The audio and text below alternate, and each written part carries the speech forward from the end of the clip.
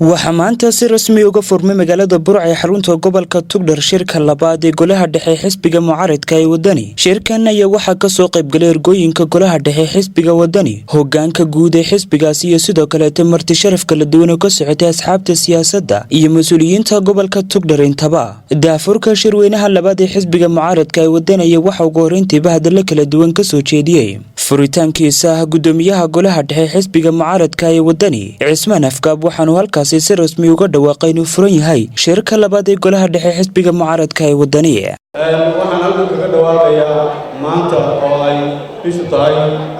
28 bishii sagaalaad in sida uu isiinayo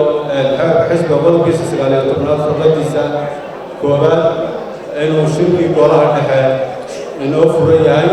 geesta kale waxaa halkaasi ka hadlay isla markaasina si weyn u soo dhaweeyay shirkan labaad ee golaha dhexe xisbiga mucaaradka ee wadani gudoomiye ku-xigeenka koobaad ee xisbiga kulmiye xogayaha arrimaha gudaha xisbiga mucaaradka ee UCID gudoomiye ku-xigeenka gobolka Togdheer Professor Cali Khaliif Galeer iyo sidoo kale mas'uuliyiin kale waxaana si weyn u bogaadiyeen xisbiga mucaaradka ee wadani. waxaan soo dhaweeyay xubnaha wadani ee gobolada Soomaaliland isaga yimid waxaan leeyahay ku soo dhawaada gobolkii hooyada Soomaaliland ku soo dhawaada gobolkii ragga ku soo dhawaada gobolkii iskaashiga iyo horumarka iyo wadatashiga. xisbiga wadani oo maanta shirweynahoodii golaha dhexe ku qabsanaya magaalada madaxda gobolka Togdheer runtii aad iyo aad baan u hambalyeelayaa iyo martiqaadka iyo siday shuruudihii u buuxiyeen xisbiyadu lahaayeen ay noogu martiqaadeen. waxaan idinku hambalyaynayaa shirkiina golaha dhexe ee labaad ee ku qabsateen maanta halkan xaruntan gobolka Togdheer aad iyo aad baan idinku hambalyaynayaa waanu idinkala soo qayb galnay. waxaynu u baahannahay guddoomiye iyo madaxda kale xisbiga wadaniba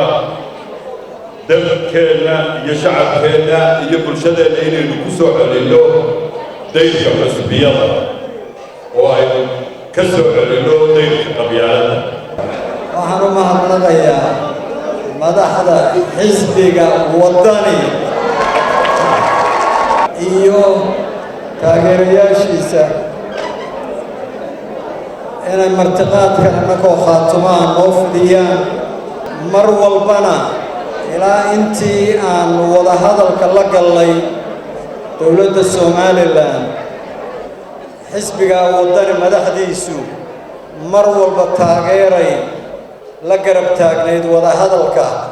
iyo heshiisyada la galay. aad iyo aad bay u mahadsan yihiin magaalada Burco iyo madaxdeeda iyo shacabkeedana aad iyo aad ugu mahadnaqo. Burco waa wadnaha Somaliland. geesta kale waxaa halkaasi hadallo kala duwan ka soo jeediyay siyaasiyiin kala duwan oo ka mid yahay gudoomiyaha garabka dhalinyarada xisbiga mucaaradka ee wadani, gudoomiyaha garabka haweenka Professor Ismaaciil Hurre Buuba iyo sidoo kale mas'uuliyiin kale. dhammaantoodna waxay tilmaameen siyaasadda xisbiga mucaaradka ee wadani. wadani waa rasmi in la badeeyaa oo aan ina kala miiqin waa badan iyo miciin ah oo aan muquulinaynin iyo mushkilad iyana rabin waa madar ama shilaad ku leedihiin milgeed sinaan iyo surwaalaanimo. innaga oo dumarkii wadaniya dumarka reer Somalilandna waan ku soo dhawaynaynaa. waa in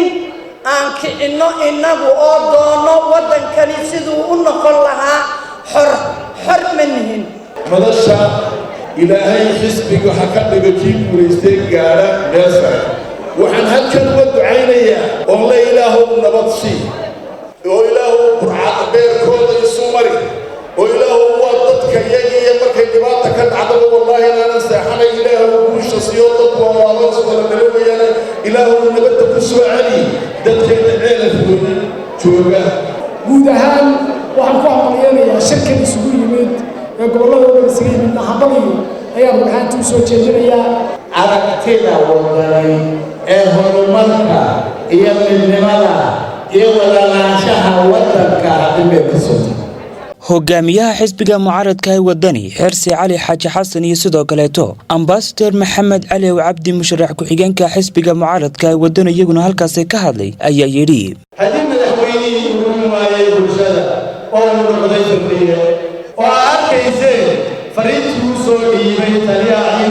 ee xanafta sidatay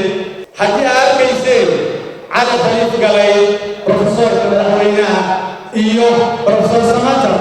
hadalkii dheeraa ee ay la mareen somalilan ee ahayd somalilan la wada leeyahay oo cadaalada oo loo siman yahay haddaa intaba arkayseen haddii intii dooratay kulmiye ay fartooda eedeen warada kulmiye laftiisu waxbuu inaa qabaad u fiirso waddani waxaan leeyahay iyaynaan noqon mucaarad xun oo ku kaalmeeya in qarankan dumo somalilan danteedu waxay ku jirtaa in la isdhegaysto oo la ismaqlo oo la wada tashado ilaahay waxaan ka rajaynayaa rajaa jirta where there is hope there is life rajada somalilan waxaa ugu horaysa ummadda somalilan ummad sharaf leh ah nabadgelyo jecel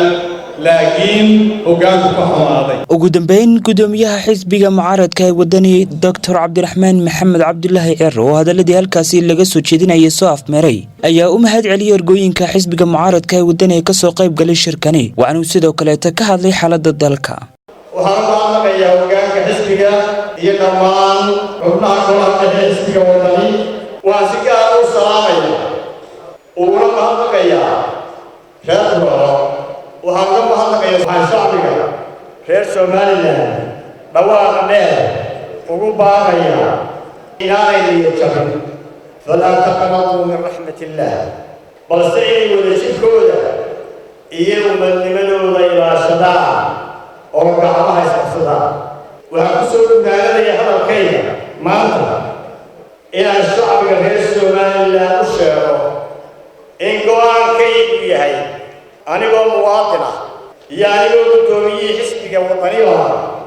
inaan waqtigayga ugu badan gelin doono midaynta dadka iyo dalka Somaliland isku soo xoriyo shirkan labaad ee golaha dhexe xisbiga mucaaradka ee wadani ayaa muddo 2 maalmood ah waxa uu ka socon doonaa magaalada Burco ee xarunta gobolka Togdheer wa Khalid Bakayle wararka fogaan aragga xorta Star TV Burco.